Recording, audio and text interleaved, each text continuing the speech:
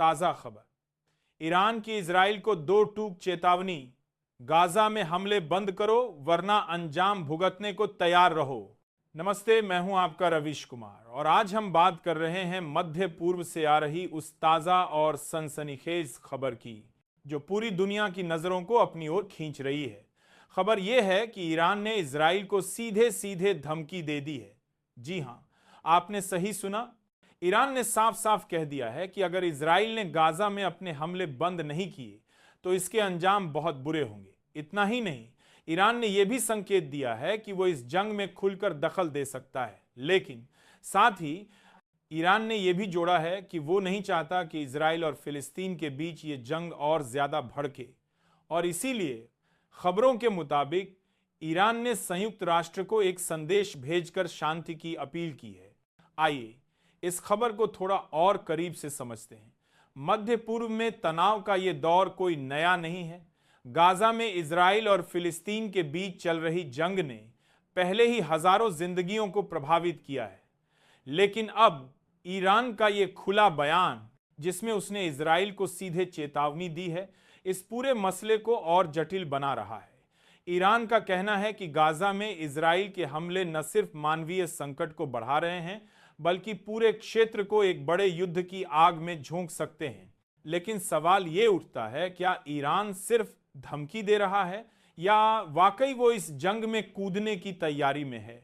और अगर ऐसा हुआ तो क्या इसका मतलब ये है कि मध्य पूर्व का ये तनाव अब एक वैश्विक संकट का रूप ले सकता है? ईरान ने संयुक्त राष्ट्र को शांति का संदेश भेजकर यह साफ करने की कोशिश की है कि वो युद्ध नहीं चाहता, लेकिन उसकी यह धमकी कि अगर इजराइल ने गाजा में हमले बंद नहीं किए तो अंजाम बुरा होगा, क्या इसे एक खाली धमकी माना जाए या फिर इसके पीछे कुछ और है? दूसरी तरफ इजराइल की ओर से अभी तक इस धमकी पर कोई आधिकारिक बयान नहीं आया है, लेकिन माना जा रहा है कि इजराइल, जो पहले से ही गाजा में अपनी सैन्य कार्रवाइयों को लेकर अंतर्राष्ट्रीय दबाव में है, इस धमकी को हल्के में नहीं लेगा। गाजा में हालात पहले से ही बदतर हैं। संयुक्त राष्ट्र की मानवतावादी एजेंसी ने वहां भोजन और बुनियादी सुविधाओं की कमी की बार बार चेतावनी दी है। ऐसे में ईरान का यह बयान क्या इस जंग को एक नया मोड़ देगा? अब बात करते हैं संयुक्त राष्ट्र की। ईरान ने शांति की अपील तो की है, लेकिन क्या यह अपील वाकई में शांति की दिशा में कोई ठोस कदम उठा पाएगी? संयुक्त राष्ट्र पहले भी कई बार मध्य पूर्व में शांति की कोशिश कर चुका है, लेकिन हर बार कूटनीतिक प्रयासों का रास्ता कांटों भरा रहा है।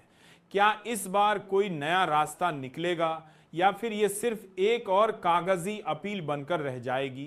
तो ये थी मध्य पूर्व से आ रही वो ताज़ा खबर जो पूरी दुनिया को सोचने पर मजबूर कर रही है। सवाल यह है कि क्या इजराइल और ईरान के बीच ये तनाव अब एक और बड़े युद्ध की ओर बढ़ रहा है, या फिर संयुक्त राष्ट्र की मध्यस्थता से कोई रास्ता निकल पाएगा? और सबसे बड़ा सवाल, गाजा में आम लोग जो पहले से ही इस जंग की मार झेल रहे हैं, उनका क्या होगा? आप इस खबर पर क्या सोचते हैं? क्या ईरान की धमकी से इजराइल पर कोई असर पड़ेगा या फिर यह सिर्फ शब्दों का खेल है? हमें बताइए। तब तक मैं रविश कुमार आपसे विदा लेता हूं। नमस्ते।